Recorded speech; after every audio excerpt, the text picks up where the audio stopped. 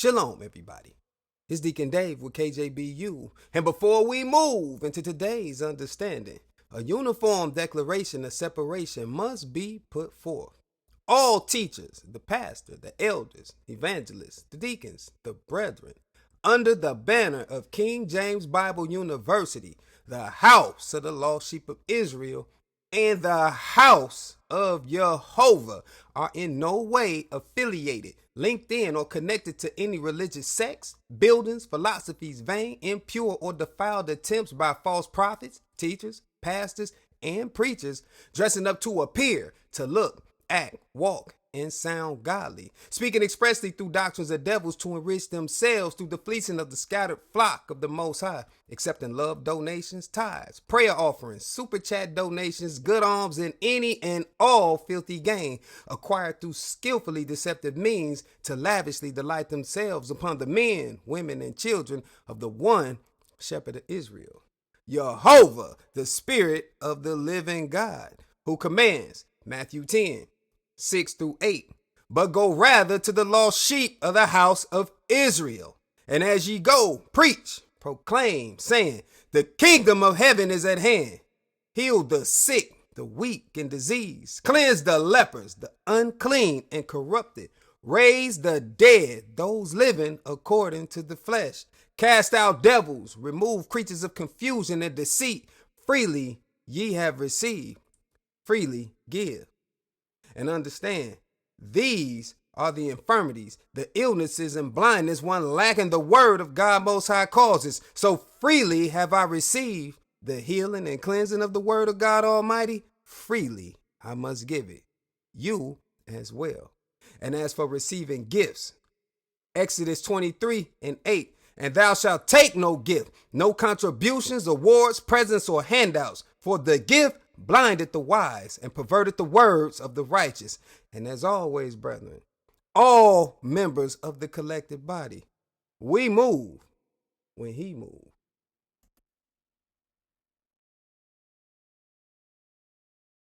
And today's understanding, people don't dance no more, right?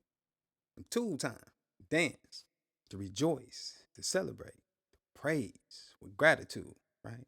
And gratitude, this is regular dictionary, the quality of being thankful, readiness to show appreciation for, right? And return kindness. And question, do we rejoice, celebrate, and praise with gratitude before the Spirit of God? Do we have the readiness to show our appreciation? And readiness, the state of being fully prepared, and the willingness to do something. The willingness to do our task, right? Are we ready? Are we willing? Because that date is drawing closer and closer day by day, right? And the Most High sent his Spirit, so those who desired knowledge and understanding, we have received eternal knowledge.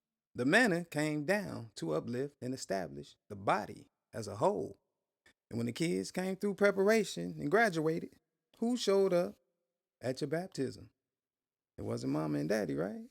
When you came forth from the pool water, who greeted you? Now, how much do we have to see to understand just how seriously personal this is? You have a claim that not many can make at all. Are we exhibiting true, heartfelt gratitude, though? Or are we too busy dancing our lives away on the stage of pride, hoping to get rich so we can have all the silver and gold we can get our hands on, having more eyes on us than we can stand, right? And if you didn't know, pride comes with the stage. Don't matter if you singing, acting, rapping, dancing, it's all the same setup, place to thrust any performer into the tanglings of pride, wanting to be seen. Vanity of vanities, right? Look at me, y'all. Adore me. Exalt and idolize me. We refuse to live, to walk in unity, right? The actual image. We could care less about each other as a whole. Everybody is more concerned about their own personal reasons for celebration. Not that we're celebrating correctly at all. We just love celebrating according to the ways of the heathen around us, right? And being small among them, we've taken it upon ourselves to be okay with doing whatever we feel is all right, as long as we making a way for ourselves. So off to the casting rooms we go, where there's theme parks of derision and depression awaiting any eager participant. You see what I see, so you tell me. How long will this be okay for you? How long are you willing to dance with the devil in pale moonlight? Why else did we think this was all going down at night in the DMs, right? During the time of darkness. We know what it is, right? So let's get to it. Let's go.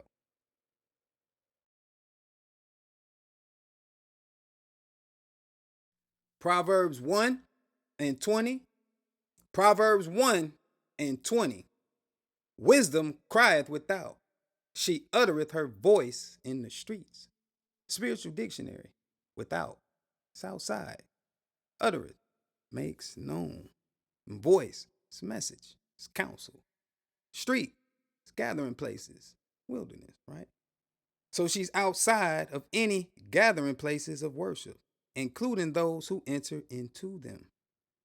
Any that falsely worships in another custom under another name, which is a way, she's not there. This is the spirit of wisdom from God Almighty, right? The only God, the one responsible for all creation. So wisdom comes only from him, right?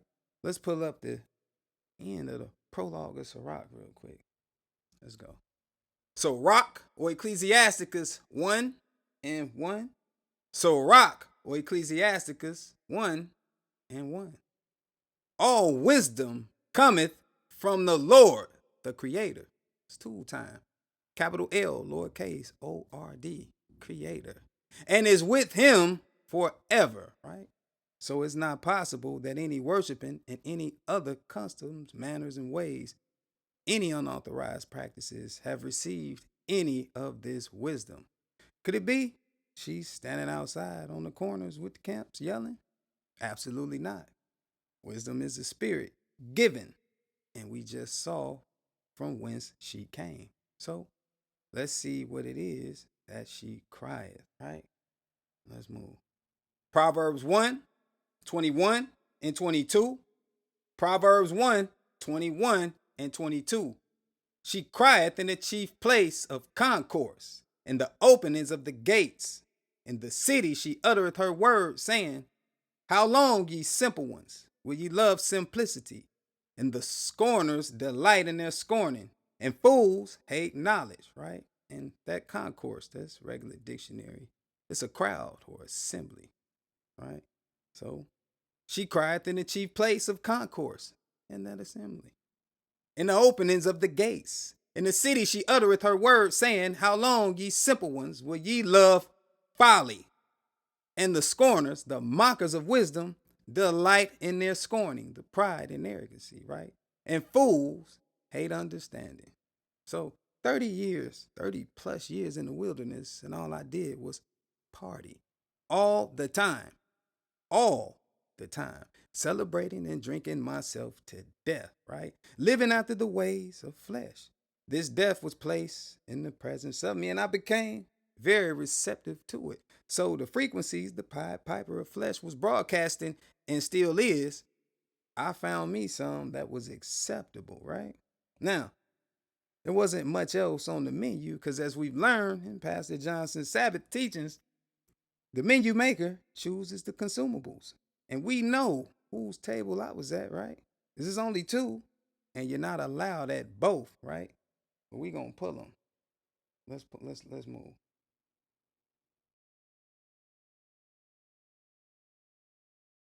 First Corinthians 10 and 21. First Corinthians 10 and 21. Ye cannot drink the cup of the Creator, including the cup of devils. You cannot be partakers of the Creator's table and of the table of devils, right? So you cannot drink the abundance, the wisdom, knowledge, and understanding of the Creator and the knowledge of sin concerning devils. Tool time, right? You cannot be partakers of the Lord's table and of the table of devils, right? And notice, I'm putting this squarely where it belongs, right? On me. Because when I started drinking, I tried it to experience what those around me made seem to be something And don't miss that. They made it appear to be something it was not. It was nothing. It was a beautiful mess. And we see by the description that has no worth at all, right? The lure, though, you can always see what you want out of it at the party, right? But you can just as clearly see the disaster is promising if you look a little closer, right? Because there's going to be a lot of vomiting. Because remember, you are poisoning yourself. Then you can get the ulcers, shakes from withdrawal, body odor, weight loss, the shutdown of any activity that can't be done in a drunken state. And this spins all the way down to death, right? From a variety of cancers from throat, esophagus, breast, liver, pancreatic, colon, etc., etc. And what that mean to me? I was young. That means absolutely nothing, right? It ain't gonna be me. That's how I think, thought, right? And remember, this is inception. This evil seed was already planted subconsciously through my given surroundings. I grew up watching this, right? In the house, out the house. And when I say everybody was doing something, that's what I mean. See, you're being told not to do something that's 100% socially acceptable with nothing to gauge it against, right? So the trap is sprung easily. I lived this day by day, came up in it. And I learned more and more how to satisfy those fleshly lusts and cravings, right? Then let's pull up. 1 John 2 and 16. 1 John 2 and 16. For all that is in the world, the lust of the flesh and the lust of the eyes, including the pride of life, is not of the Father, but is of the world. 2 times, right? Back in the dictionary. So the wants and cravings belonging to the works of sin, the flesh, including the pleasures and desires concerning carnal understanding, those eyes, right? And that ain't it. That's not it. Because we still got pride, right? Let's see what how pride got me. Psalms 10, 4 and 5, A and B. Psalms 10, 4 and 5, A and B. The wicked, through the pride of his countenance, will not seek after God. God is not in all his thoughts, right? And can I argue with this at all? No. I remember when I was told Muslims pray 5 times a day. You want to know what I thought? I thought it was crazy. I said, they can't be doing nothing else. That's way too much. We can see my mindset at the time, right? Wicked. That was too much time out of my worldly day, right? Verse 5. His ways are always grievous. So stiff necked, stubborn. Thy judgments, thy doctrines and teachings are far above out of his sight, right? Of course. Of course they are. My attention was focused in the dirt. So my ways are total garbage, right? I rejoiced in myself. It was all about the man in the mirror, even though there was no man in the mirror. Only vanity, right? And he wasn't trying to make that change at all. Good news, though, in the beginning and the end of a thing, the beginning and the end of a thing is different. This is the same with alcohol and drugs, right? It don't matter what it is, it's basically only made to do 3 things. Number 1, alter your mind state, giving the user a feeling of euphoria and elation, right? That's just regular dictionary too. Euphoria, it's a feeling or a state of intense excitement and happiness. And elation, it's great happiness or exhilaration. Yeah. Now everybody in the club get tipsy. Everybody in the club get tipsy. Right? Remember that? So tipsy is another word for being buzzed. This is the spot any drinker is chasing. You're not drunk, but you feel the effects of alcohol. This is where euphoria comes into play, the elation. Watch this though. The longer you drink, the more your body builds up a tolerance. So it takes more and more alcohol to reach it. More poisoning, right? Number 2, get you hooked, right? Yes, yes. Again, the trap is sprung, right? And now that you're hooked, because you've been chasing it, the path is set. You've become accustomed to a taste and experience you've acquired yourself. Or, my bad, I did, right?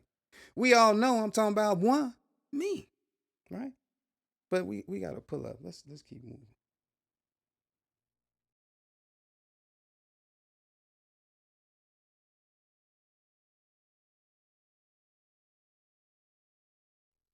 Proverbs 16 and 25.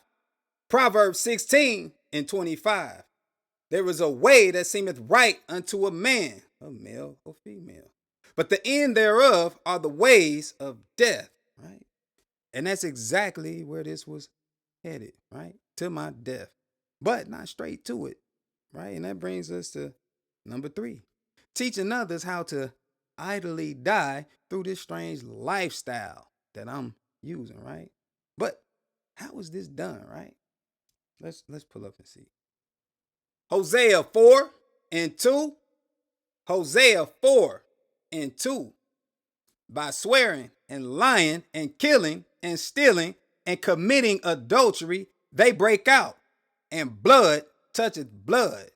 2 times, right? So lifestyle influences lifestyle by those abominable actions mentioned. Why? Because we're going to internalize these lifestyle characteristics, those ways, mixing, mingling, and waddling in that muck. And this one, by design, is a slow poisoning system, right? And you, well, me, I taught it to everybody that laid eyes on me. Meaning, just like one going in and out of the mausoleums, I was in and out of the liquor stores for quite some time. And just like they were known in those false assemblies, I was known in those stores. Watch this, where we assembled daily, by the way. Daily, right? True story. Going into the store one time, a brother, according to the flesh, was outside asking people to buy him a 4-pack. And that's about all at $3 back then. But he was being ignored to the point where his anger took over. And this is where I come in. He's aggressively telling everybody coming and going that if somebody don't get him that 4-pack, he was going to rob one of us or all of us to get it, right? So I grabbed it and gave it to him, right? Hugged him and whispered in his ear, God ain't forgot you, bro. He cried and told me he just got off work and had to sleep in the alley and just wanted a beer to get him through, right? It's understandable. Now, that may seem heartfelt to somebody, but the real question is, what did I know about God? And the real answer is nothing. The line came from a movie. So regardless of how I felt or how I wanted him to feel, I wasn't doing nan one of us no justice, right? Ain't that false witness, right? Let's pull it. Exodus 23 and 1. Exodus 23 and 1. Thou shalt not raise a false report. Put not thine hand with the wicked to be an unrighteous witness, right? An unrighteous, sinful. Who was I to be giving anybody any kind of testimony? My witness was false, right? I didn't know God. There was nothing about his word that I understood at all. I was a whoremonger in his earth. What wisdom did I possibly have? All my knowledge came from movies, which comes from man, right? I didn't care for books unless they was fiction. And I thought I was doing my own thing. Wrong. Wrong. And again, the trap is sprung. Because we know whose strange way I was in, right? She put down many men, right? Let's look at her, some of her loathsome work. Let's pull it up. Let's move.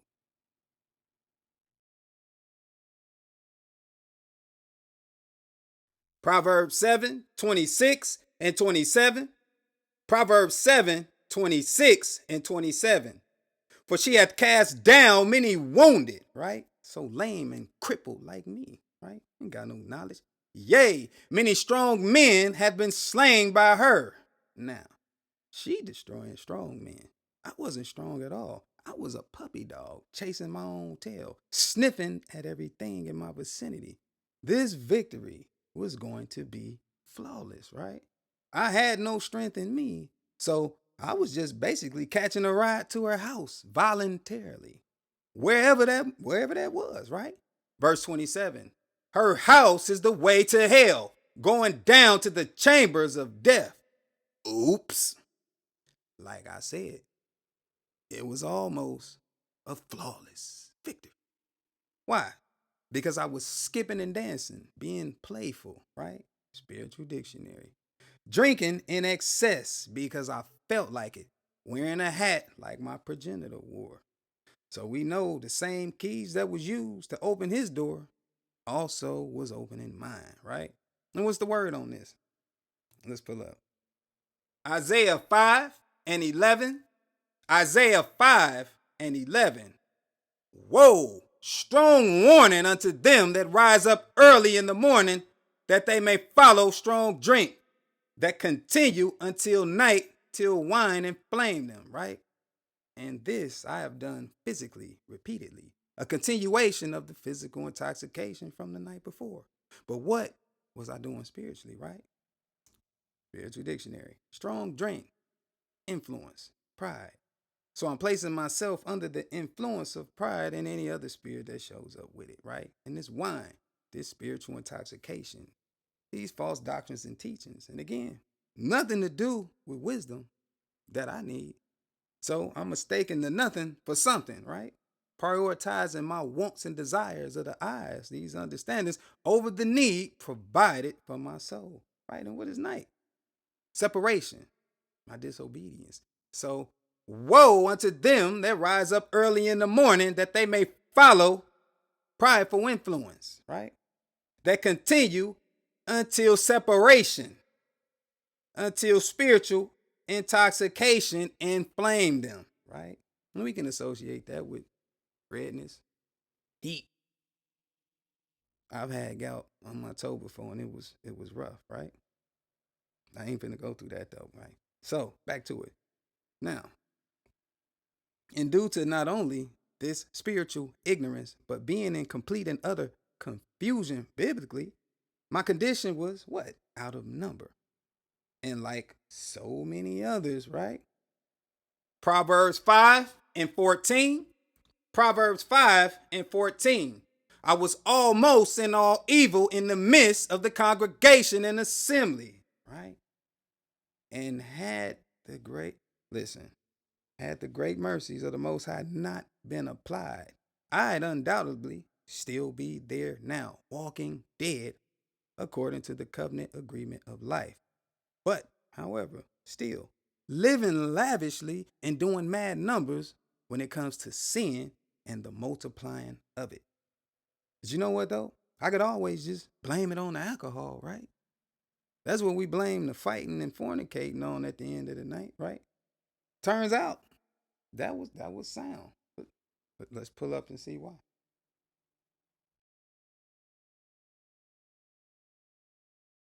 So Rock or Ecclesiasticus 31, 29, and 30. So Rock or Ecclesiasticus 31, 29, and 30. But wine drunken with excess maketh bitterness of the mind, with brawling and quarreling. Right? That's a dangerous game here. You can never know the outcome of what you perceive to just be a fight. You have no idea what this opponent considers a fight to be. To this one, a fight may be to the death, right? Think about it. Verse 30. Drunkenness increaseth the rage of a fool till he offend. It diminishes strength and maketh wounds, right? So it diminishes integrity and maketh iniquities, right? What have I shared that shows that I wasn't foolish and stupid? Nothing, nothing at all. Was my behavior not obstinate, right? I argued enough over nothing, and a lot of it was done simply for fun. But what kind of understanding was I carrying, right? Let's pull up. James 3, 15 and 16. James 3, 15 and 16. This wisdom descendeth not from above, but is earthly, sensual, devilish.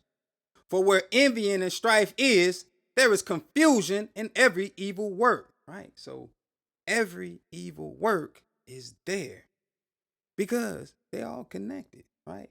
So my dabbling in one was the gateway to all of them.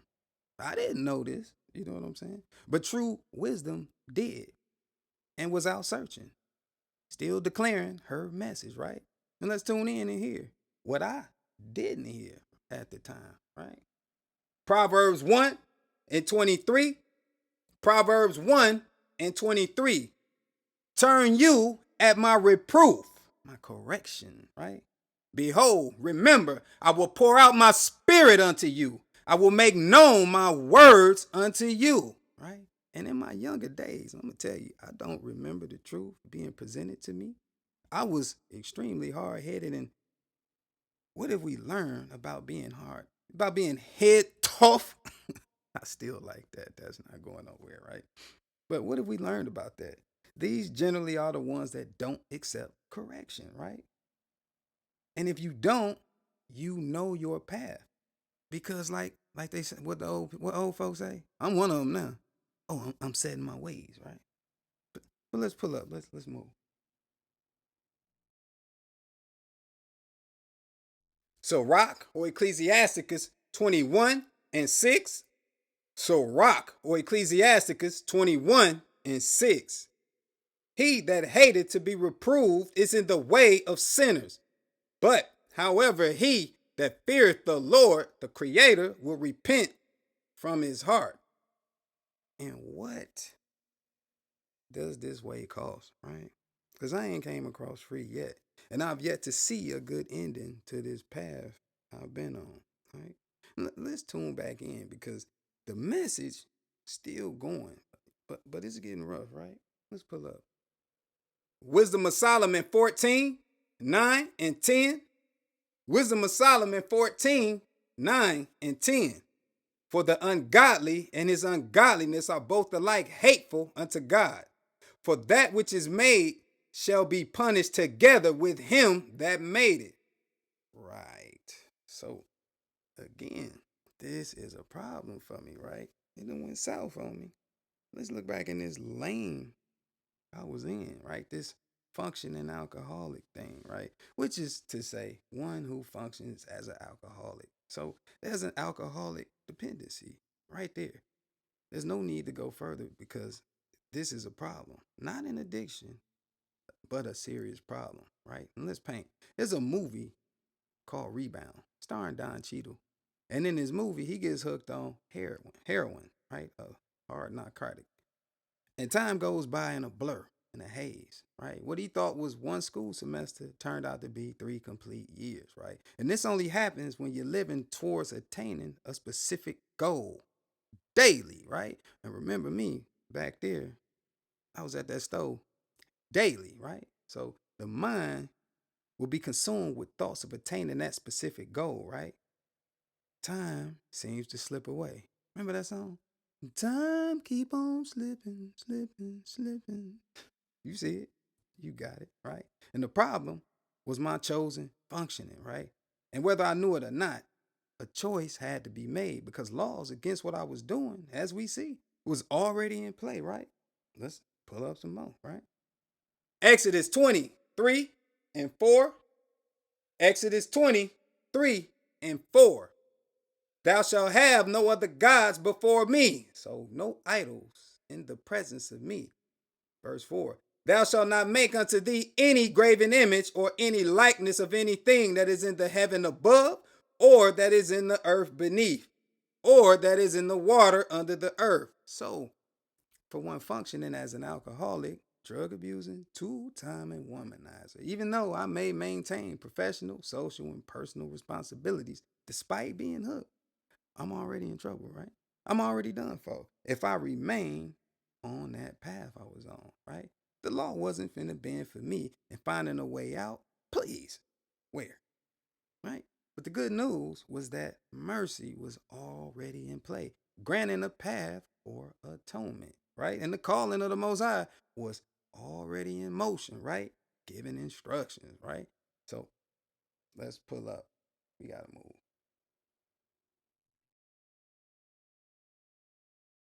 First John 2, 15 and 17. First John 2, 15 and 17.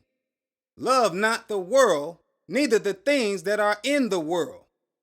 If, providing any man, any male or female, love the world, the promise of the Father is not in him, right? And that's what that love is. It's a promise. Verse 17. And the world passeth away, including the lust thereof.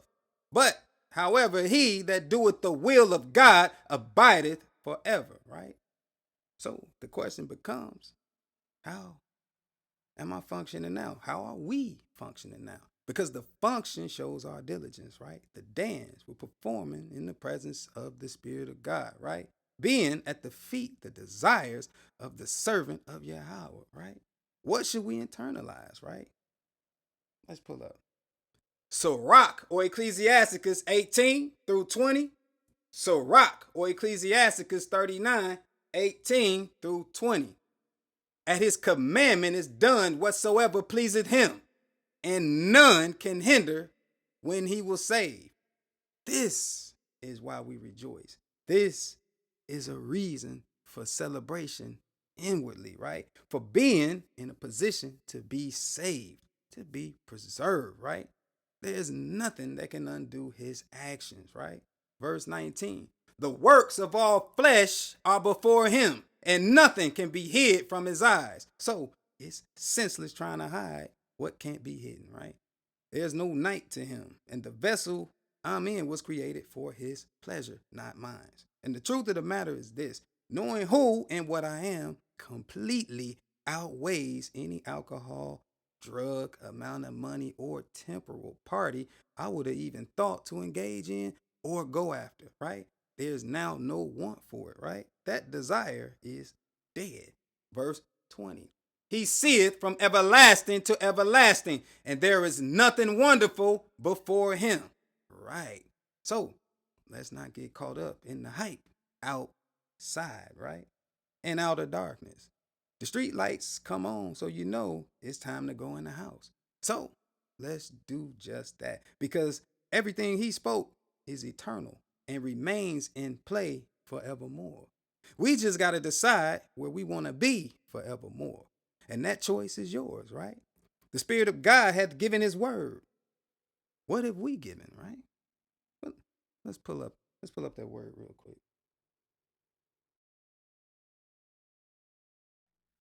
Psalms 89, 3 and 4.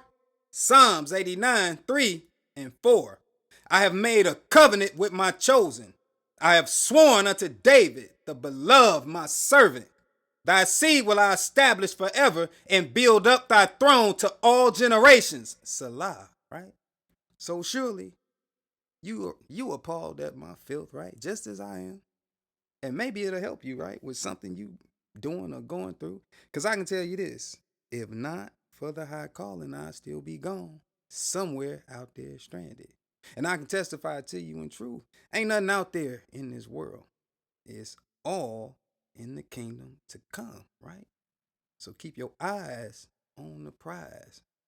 Whatever you holding, drop it. Get in that book and move forward, right? And with that, I hope your gears are turning, because mine's are. And as always, it's been an honor and a privilege to serve you. Shalom, everybody.